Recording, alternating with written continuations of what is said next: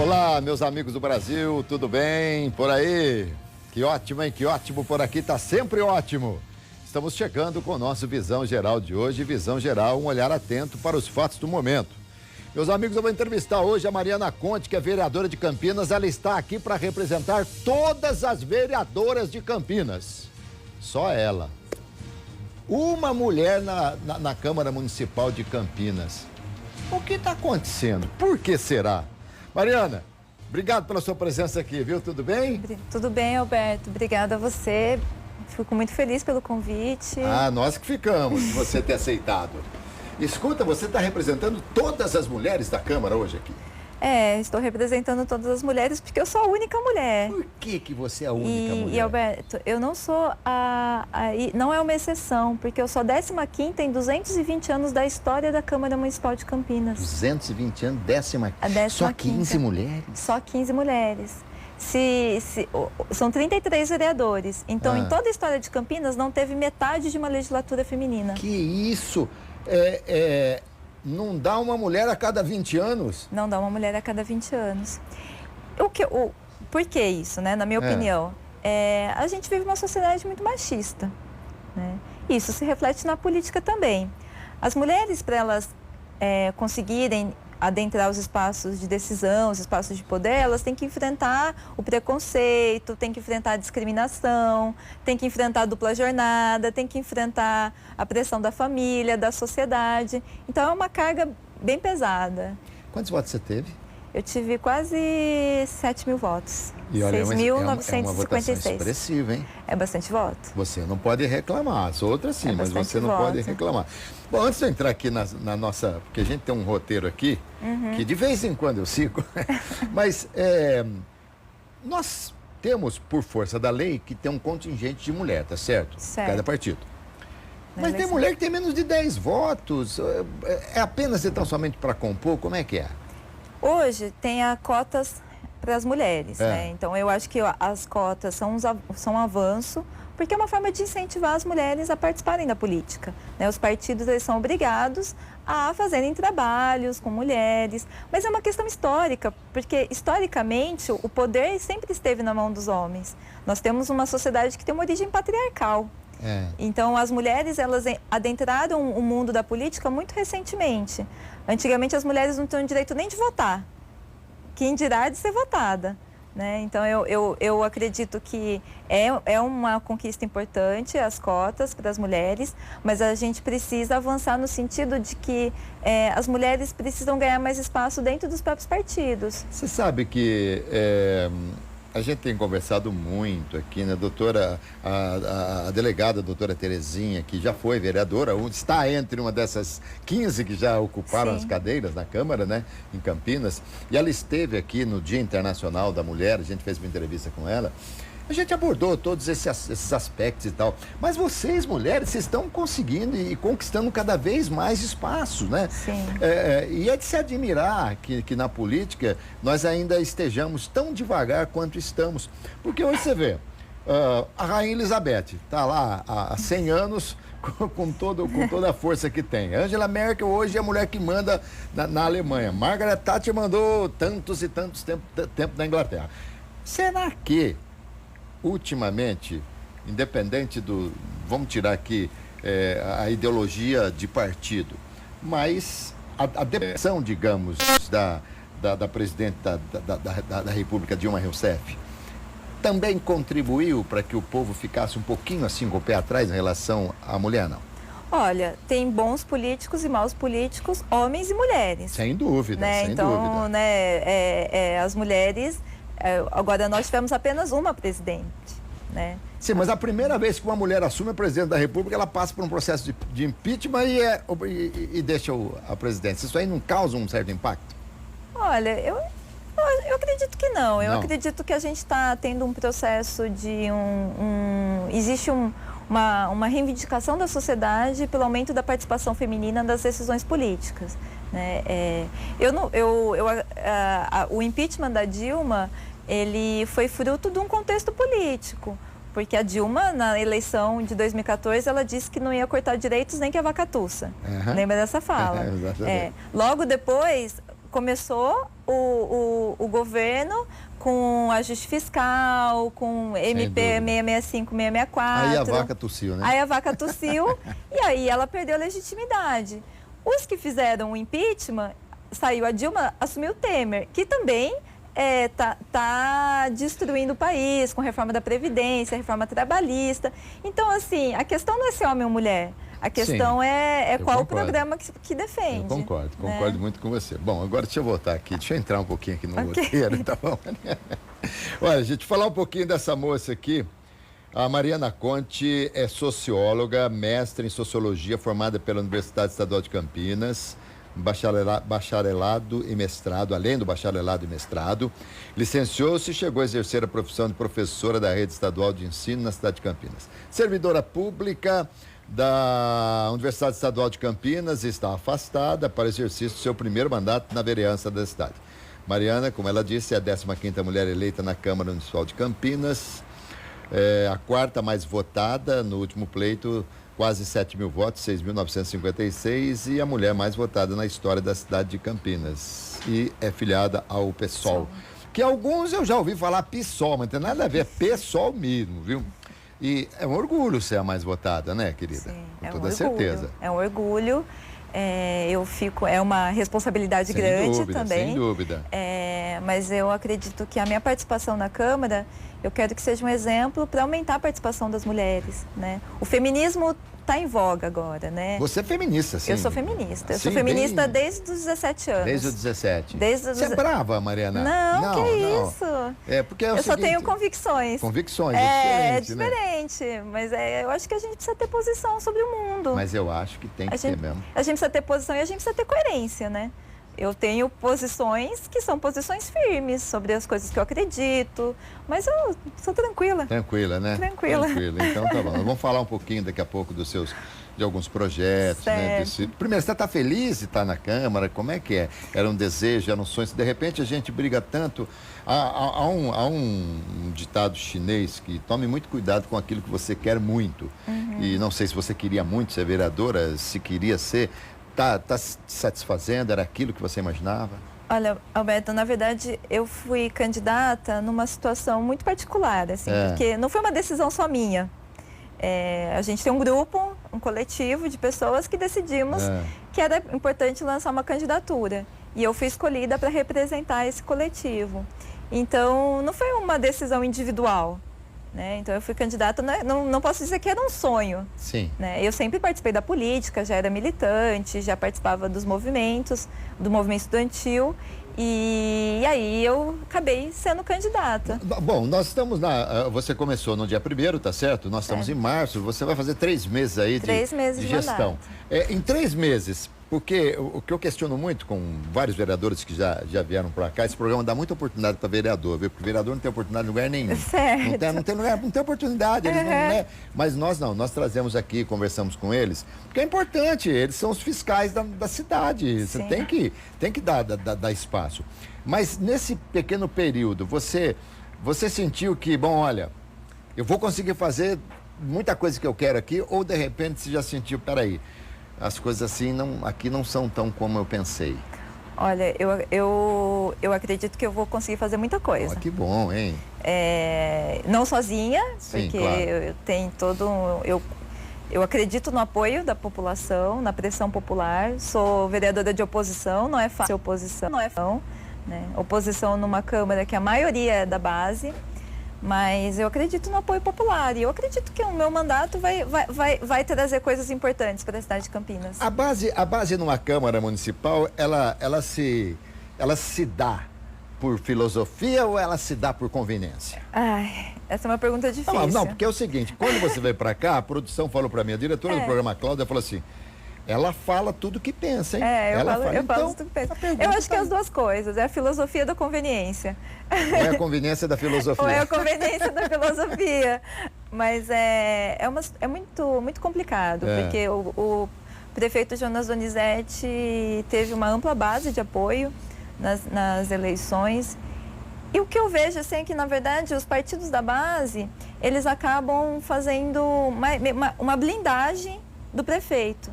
Então, é muito difícil você fazer qualquer crítica a qualquer iniciativa, a situação da cidade, porque existe essa blindagem, né? E, na minha opinião, é uma relação muito complicada, que prejudica bastante, prejudica a participação popular, prejudica a democracia.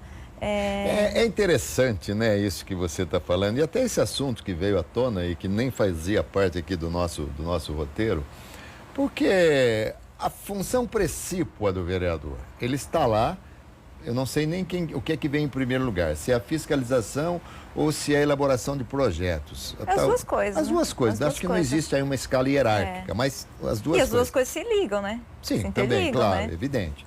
Agora, é estranho, é como o Supremo, de repente, se ele fosse só indicado pelo presidente da República.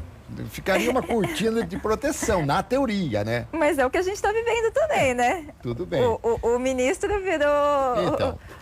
O ministro da Justiça virou ministro do Supremo, então, né? Pois é, a gente há pouco viu isso. Sem fazer qualquer comparação, mas é inevitável fazer uma ilação.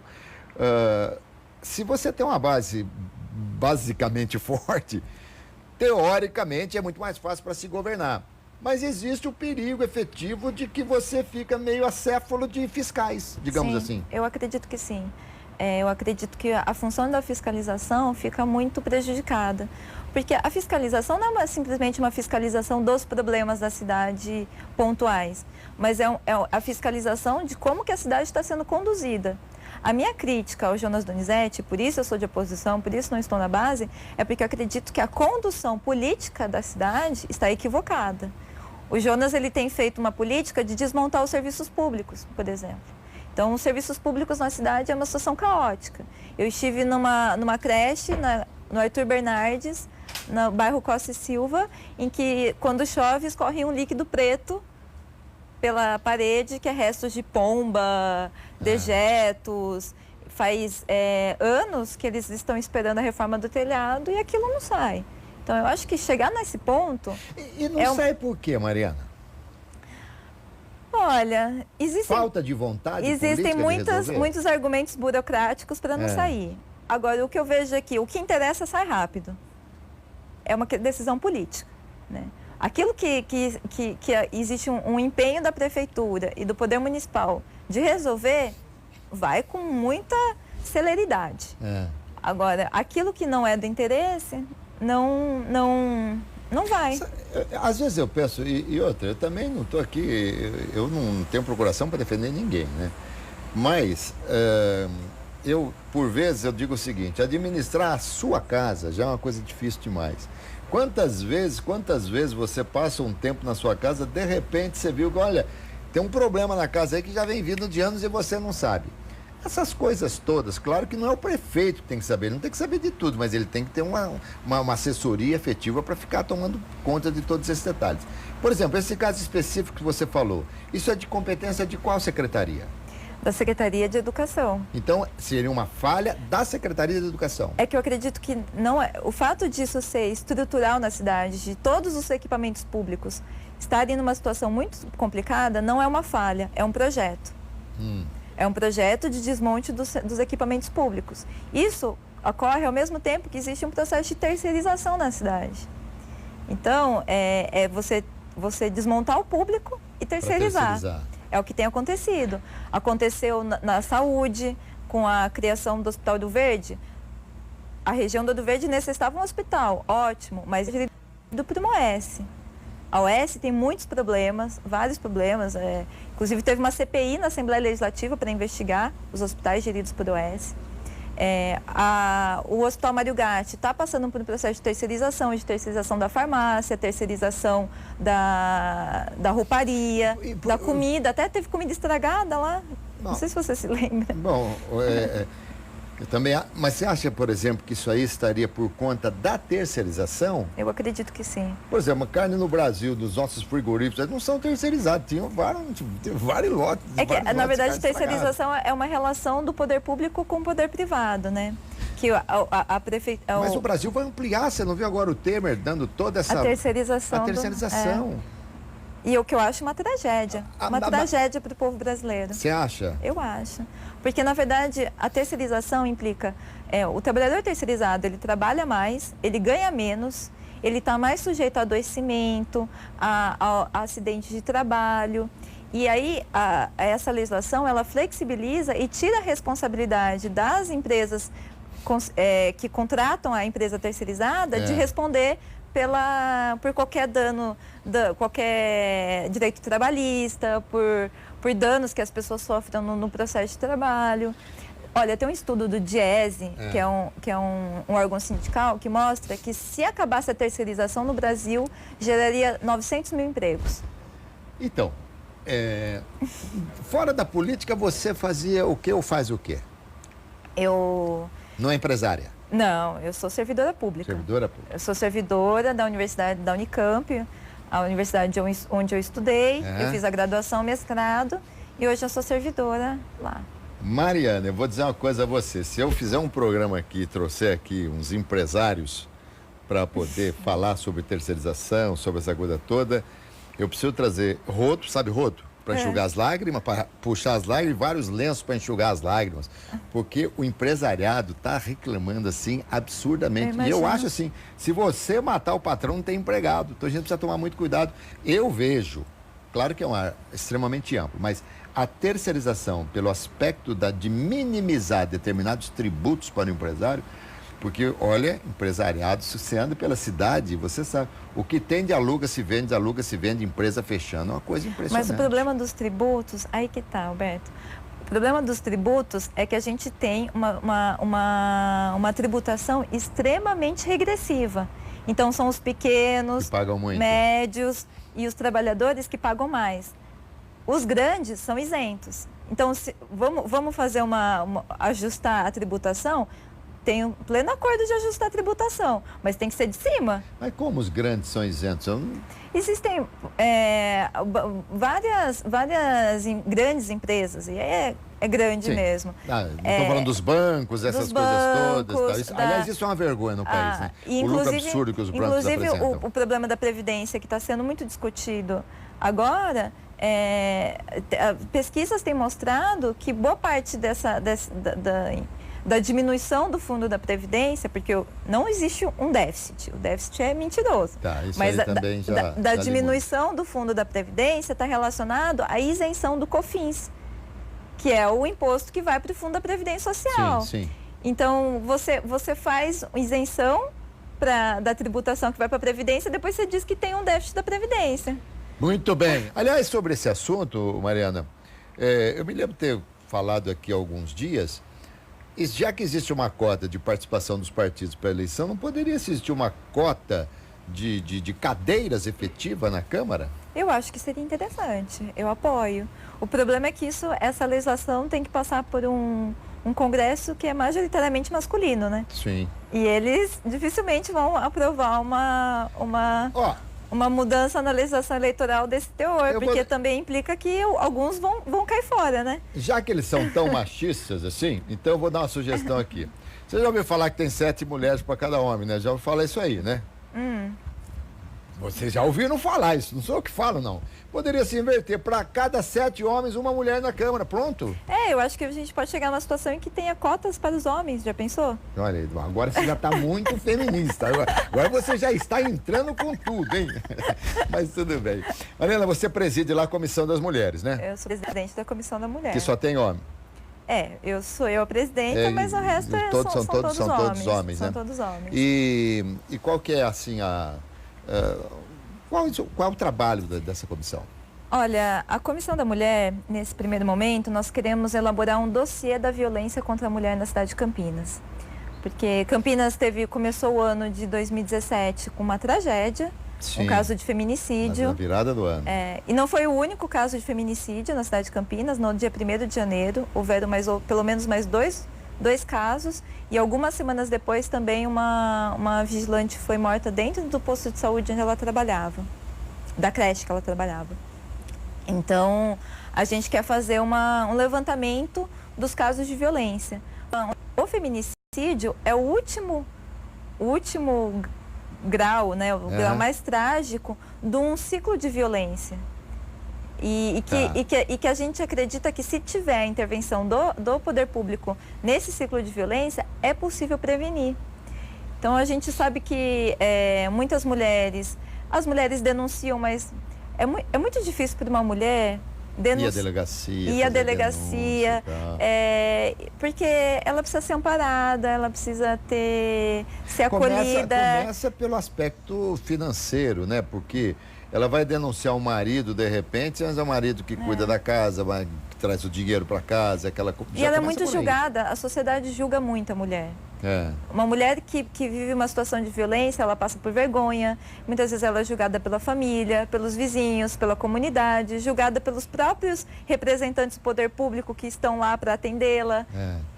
Quando a gente fala de violência, desculpa interromper, nós não estamos falando só de agressão física, né? Nós estamos falando de vários tipos de violência, violência sexual, violência psicológica, violência patrimonial. É muito comum as mulheres sofrerem violência patrimonial, criarem uma relação em que, paulatinamente, ela vai sendo tirada de todos os seus bens e chega um momento que ela não consegue mais nem administrar os seus próprios bens, o seu salário, ela não tem nada e ela fica numa relação de dependência econômica do marido.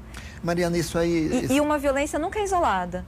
A violência, ela começa, ela tem, o ciclo que a gente fala é exatamente isso, porque ela é uma violência psicológica que de repente vira uma agressão, mas que é acompanhada da violência patrimonial, que é acompanhada o conjunto das violências, normalmente elas se completam, se combinam. E num gráfico aí, numa análise estatística da coisa, a gente observa isso mais em alguma classe menos abastada?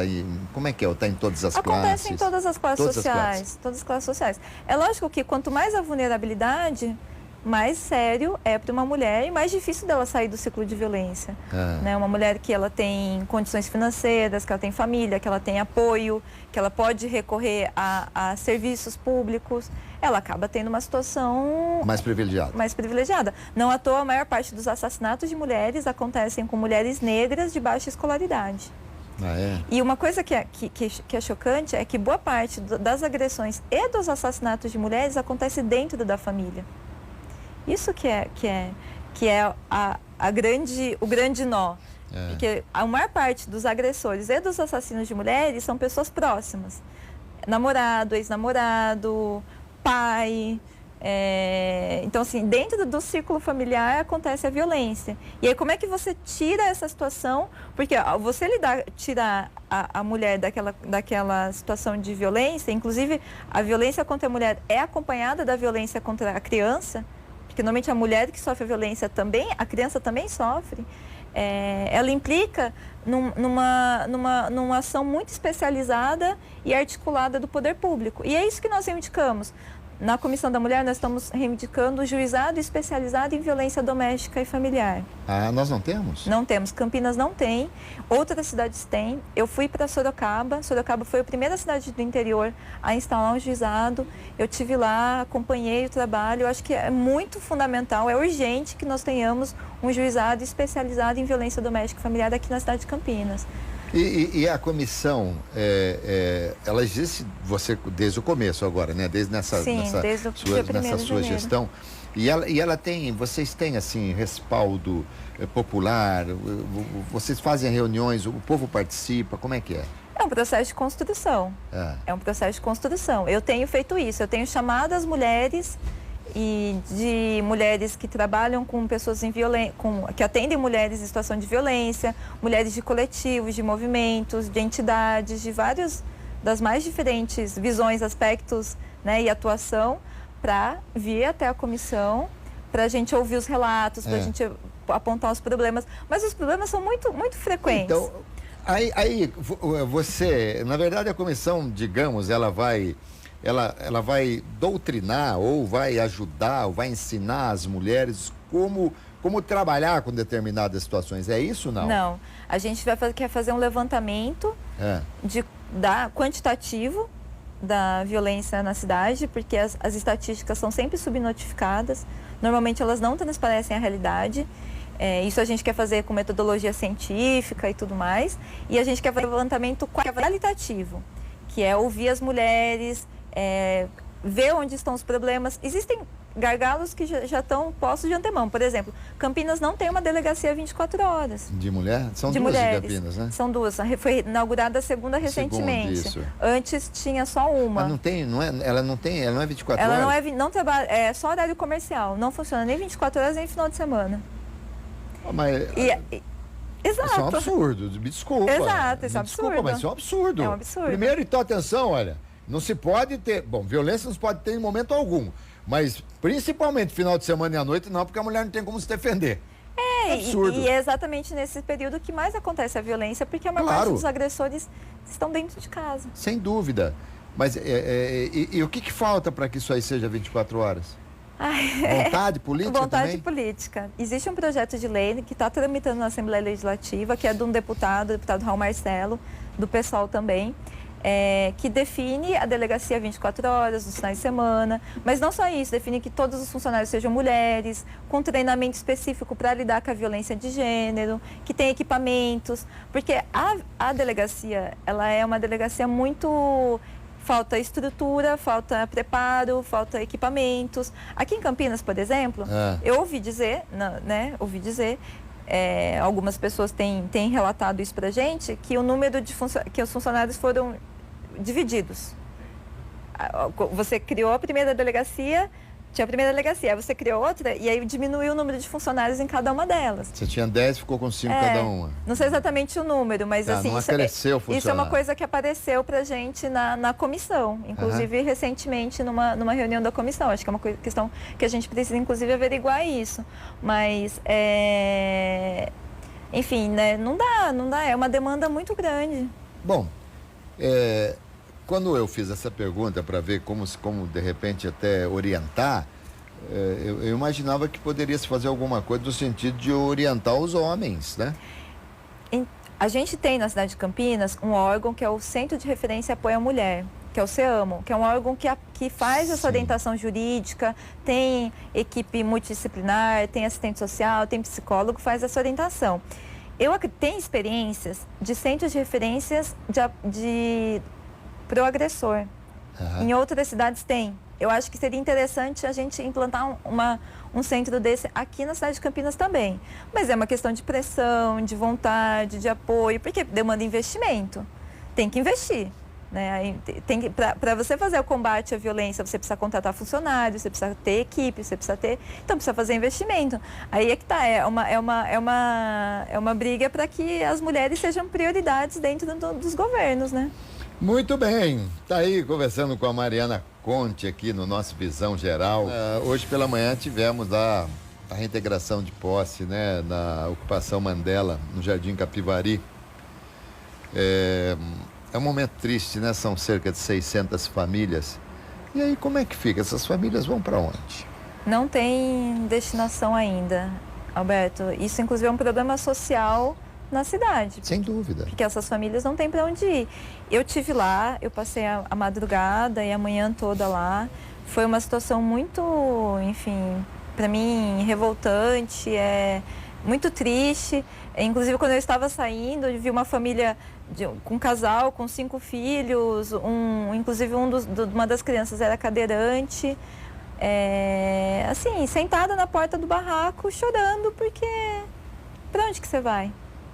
Então, mas essa é uma pergunta a se fazer. Para algum lugar esse pessoal tem que ir. Tem que ir, exatamente. Foi isso que nós tentamos a todo momento negociar com a prefeitura. Que não dá para fazer uma remoção de 600 famílias sem que essas tenham uma destinação. Lá teve um determinado momento, porque tinha um aparato policial surpreendente, assim, muitos policiais, numa situação muito tensa, um conflito grande, porque os moradores, não é fácil para o morador falar, sai da sua casa e amanhã você não tem onde passar a noite, né, com as suas crianças, não é fácil essa situação. Então, se teve uma situação de conflito, uma situação de tensão, e em determinado momento, os moradores acordaram de sair, que sairiam do terreno se a prefeitura garantisse um ginásio temporário para eles, pelo menos, procurarem o que fazer, para onde ir. E até isso a prefeitura se negou a fazer. Bom, vamos aqui fazer os dois lados, né? Porque percebi, gostei muito das suas posições, das suas colocações. E se a gente se colocar no lado do proprietário do terreno, como é que seria? Olha, o proprietário, aquele terreno é de uma cerâmica que faliu há algum tempo atrás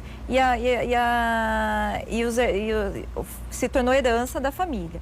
Qual é o problema daquele terreno? Aquele terreno está há 40 anos parado, servindo para especulação imobiliária. A Constituição diz que a terra tem que cumprir a função social. Sim. Então, não dá para você deixar uma terra parada quando você tem tanta gente que não tem onde morar, deixar a terra parada só para especular, Tá. só para elevar o custo. Então, na minha opinião, diversos governos poderiam ter feito, assim como em várias áreas, vazios urbanos que existem na cidade, poderiam ter feito políticas voltadas para a habitação popular. Também concordo. Poderiam, inclusive, existem instrumentos urbanísticos destinados a isso, como desapropriação para interesse social. Você tem vários instrumentos que podem ser usados. IPTU progressivo, por exemplo. Uhum. Se você tem um IPTU progressivo, com certeza, pro proprietário é muito mais interessante fazer um programa de habitação, com certeza, do que deixar parado. Sim, ficar Agora, especulando. aquela área ficou muito tempo como uma área rural dentro do perímetro urbano, o que fazia com que o proprietário pagasse ITR, que é muito mais barato. Sim. Então, na verdade, existe uma negligência em termos da própria tributação do município. O que facilita e até incentiva o cara a deixar como está a coisa. Concordo. Agora, eu sou contra as duas coisas. Eu sou contra a ocupação e contra a desocupação. Porque quando a pessoa está lá, claro que também isso ainda não é do dia para a noite. Há um trabalho feito há tempo para dizer, olha, vai haver, tá sob julgamento, está na justiça, isso aí uma hora vai acontecer. E esse espaço de tempo não foi suficiente, a seu ver, para que as coisas pudessem ser alocadas, as pessoas alocadas em outros lugares? Não foi suficiente. Eu acho que é importante dizer, Alberto, que a falta de moradia é um problema histórico no Brasil. Sim. E que nesse contexto de crise está se agravando. Porque as pessoas estão perdendo emprego, os salários estão ficando achatados, sobe o preço do aluguel. Então, esse é um problema que vai se tornar mais urgente na cidade. Precisa ter política habitacional para contemplar essas pessoas. Porque essas pessoas têm uma faixa de renda que elas não conseguem entrar num financiamento. Sim, por menor que seja. Por menor concordo, que seja. Concordo. Tem famílias lá que estão há 19 anos cadastradas na Coab. E depois também, quando se entra nesse projeto aí do Minha Casa Minha Vida, você entra na casa, 3 anos depois a casa está caindo. Exato. É uma coisa lamentável também. É uma casa feita com má qualidade. Sem dúvida. Casinhas pequeniníssimas, né? Sim, caixinhas de fósforo. Mas isso é um grande problema também. E fica endividada para a vida toda, né? Exatamente, é Minha Casa Minha Dívida. Minha dívida, Além, eu hoje estava acompanhando uma matéria no rádio, as pessoas estão desesperadas, as casas podem cair em cima das pessoas, Mariana. Isso aqui, quando é que vai se chamar essas empreiteiras que fizeram para poder resolver tudo isso? E as empreiteiras que estão aí envolvidas em escândalos de corrupção, em apropriação indevida do dinheiro público. Por que não retornar isso para a sociedade, portanto, para investimento em moradia popular? Mariana, a gente vê tantos problemas que tem horas que... Falar uma coisa para vocês são polícia, vocês são heróis, hein? Porque enfrentar essa situação... Primeiro que hoje quando você entra num lugar e você é identificado como uma política, uma pessoa que está na política e tal... Já tem um olharzinho meio assim, porque a classe política está vivendo um momento crítico no país, né? E eu espero que isso aí mude, porque é como você falou, a esmagadora maioria é de gente boa. No entanto, aqueles que são ruins acabam deteriorando tudo. Eu acho que existe uma falta de legitimidade muito grande dos políticos no Brasil.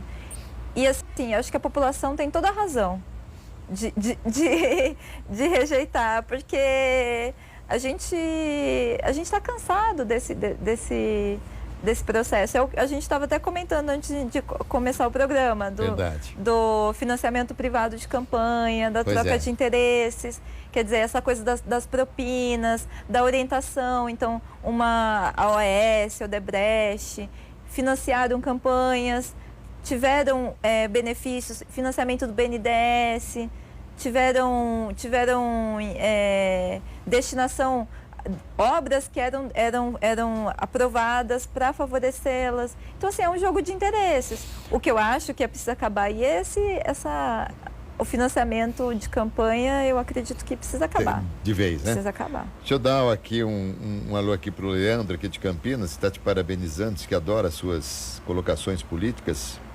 E o José Maria, antes que é prestador de serviço, lamento pelo comentário da vereadora. Sou empresário e presto serviço e digo que não demiti nenhum funcionário durante a crise. Quando fecha um posto, meu funcionário vai para o outro. Se terceirizar fosse o que a vereadora está dizendo, os países do primeiro mundo não têm aceitado. Eu não entendi aqui bem. Ele é contra, ele é a favor da terceirização. Ele é a favor da terceirização. Tá. É questão do ponto de vista, né? Bom que ele faça isso, mas a realidade, inclusive isso aí que não é a Justiça do Trabalho, tem estudos, tem estatísticas que mostram que a maior parte dos adoecimentos, de acidentes com casos fatais, de trabalhadores que perdem emprego e não recebem direitos trabalhistas, isso é dados da Justiça do Trabalho. A grande maioria são trabalhadores terceirizados. Então, eu parabenizo ele por não fazer isso com seus trabalhadores. Infelizmente não é regra. Infelizmente não é regra. Agora, o que é bom é isso aqui, essa liberdade de poder colocar o ponto de vista que se tem, e também você, como realmente você coloca o seu ponto, você é firme naquilo que você faz, é evidente que você tem pessoas que concordam e pessoas que não concordam. Eu acho que é importante o debate público, né? Com certeza, com certeza. A gente pode ir debatendo. Gente, estou falando aqui com a Mariana Conte. Menina firme, hein? É a única vereadora que tem na cidade, hein? A única mulher na Câmara lá. Tem 32 homens e uma mulher. Olha só como está a nossa representatividade feminina na Câmara de Campinas, hein? Mas nosso tempo aqui já está bem em cima. Vamos falar um pouquinho de alguns projetos que você ou já encaminhou ou ainda pensa em encaminhar. Alberto, nesse primeiro momento, eu estou fazendo um processo de conhecimento de como é que funcionam as coisas, né? E eu tenho me dedicado bastante à questão da fiscalização. Então, eu tenho mais me trabalhado em torno de apontar problemas, né? Então, teve a nomeação do Tadeu Marcos, o irmão do prefeito, como ouvidor da Câmara. Eu tenho trabalhado no sentido de reverter essa situação, porque eu acho que é muito... Você acha eu acho que é imoral. Um nepotismo, eu acho que assim? É imoral, porque o ouvidor da Câmara, ele tem o papel de fazer o controle social sobre a Câmara. E a Câmara tem o papel de fiscalizar a prefeitura. Então, assim, aí vira quem fiscaliza a Câmara é irmão de quem a Câmara deveria fiscalizar. Na minha opinião, é isso. Deixa eu te perguntar aqui o seguinte. Você colocou o aspecto imoral. A legalidade não se contesta. A legalidade é uma questão de interpretação. Não tem uma decisão sobre isso. Entende? Eu tenho falado muito sobre a questão de ser Mas o ouvidor, ele não está lá para ouvir os problemas e passar para vocês o que é que, por exemplo, e nada tem a ver. Eu sou amigo de Tadeu Marcos, de Jonas Donizete, trabalhamos juntos 20 anos, entendeu? Somos radialistas também, e eu adoro Tadeu Marcos. Enquanto Tadeu Marcos, mas meu problema, inclusive eu falei isso para ele. Meu problema não é pessoal com relação ao Tadeu Marcos. Meu problema é do conceito da ouvidoria da Câmara. Então, mas a ouvidoria, eu vou lá fazer uma reclamação. Ele tem que me ouvir. E aí, o que ele vai fazer? Ele tem algum poder de decisão, alguma coisa, ou ele vai simplesmente caminhar? Ele, na verdade, isso o papel do ouvidor, ele é muito além de ouvir. Ele tem como o fundamento do ouvidor é apontar os problemas e sugerir processos de investigação Mas isso aí, na lei orgânica do município, é assim que a coisa está colocada? Na lei orgânica do município, eu acho que ela é muito... Ela não se for detalha. Exatamente como você está falando, eu acho realmente que deveria se pensar melhor. Porque isso inclusive, diz respeito à visão... Qual é a visão da ouvidoria? Hoje existe todo um debate feito no mundo jurídico de fortalecimento das ouvidorias e que as ouvidorias teriam um papel fundamental. Inclusive, eu tenho defendido uma mudança no regimento interno da Câmara para que o ouvidor seja indicado de fora, seja um ouvidor indicado como representante da sociedade. Isso vários órgãos já adotam essa forma de indicação. O que eu acho que é nesse caso é problemático é que a Câmara ela tem um papel fiscalizador da prefeitura, né? E aí imagina, o órgão que tem o controle social tem uma relação íntima com o órgão que a Câmara deveria fiscalizar. Sob esse ponto de vista, na minha opinião, é uma brecha na lei do nepotismo. Tá, você tem razão, sim. Mas aqui tem aquela história também, só saber exatamente ali a função efetiva para que de repente as pessoas possam ter aí alguns comentários. Indicações é uma coisa que você não vai fazer muito não, porque o prefeito não deve aceitar muito as suas mas indicações. Eu tenho feito várias indicações. Lá em Barão Geraldo, que está muitos buracos na rua, a gente tem recebido indicações. A creche que eu mencionei para você no Costa e Silva. Inclusive, ontem esteve na Câmara uma comunidade que é o pessoal do Gargantilha, que está reivindicando, eles estão doando um terreno, 20 mil metros para a prefeitura, reivindicando a construção do posto de saúde. Eu tenho trabalhado nesse sentido para indicar, fazer indicação, essas questões, assim, porque eu indico, sou da oposição, mas não é porque é da oposição que não pode fazer, né? E como é que é o seu relacionamento com o prefeito? É um relacionamento institucional, né? A gente somos poderes autônomos, eu tenho... O meu problema não é pessoal, entende? Sim. Não tem problema pessoal com ninguém. Sou bem tranquila. Mas eu acho que meu problema é político. Eu tenho divergências políticas com relação ao prefeito. E eu tenho uma relação institucional com ele, com secretários. Tá, normal. Quando precisa trabalhar e sobretudo você que preside aí a Comissão das Mulheres, o próprio secretário Baggio da Segurança, que também presta o serviço lá do guarda-amigo, né? Guarda-amigo da mulher. Então, vocês têm que ter aí um relacionamento bastante estreito para poder a coisa encaminhar. Porque eu acho o seguinte, você tem que ser oposição, não oposição por ser oposição, oposição fundamentada, alicerçada. Eu estou propondo, inclusive, política para o município. Uma das questões que nós estamos levantando, aquele que eu falei do juizado especializado em violência doméstica, eu estou discutindo junto ao Tribunal de Justiça para a implantação dessa vara. Eles querem fazer uma reunião com o Poder Municipal. Eu falei, ótimo, chamamos aqui para a Comissão da Mulher para fazer essa reunião, para a gente discutir esse assunto. Querida, o tempo acabou. Ah, que pena. Puxa vida, hein? Falamos 1 hora. Olha que gostoso você falar que pena. Então significa que você gostou e nós também gostamos muito. Adorei, muito Alberto. Obrigado. Eu fico muito feliz pelo convite. Agradeço aí aos telespectadores da Rede Família e muitíssimo obrigada pela entrevista muito boa. Muito bem, gente. Está aí, começamos com Mariana Conte aqui no nosso Visão Geral de hoje. Ela que é vereadora em Campinas, a única mulher a ocupar uma cadeira nessa gestão na vereança de Campinas, tá bom? Saúde, paz, alegria e muita sorte. E vamos embora, vereadora. Foi ótimo, viu? Muito bom.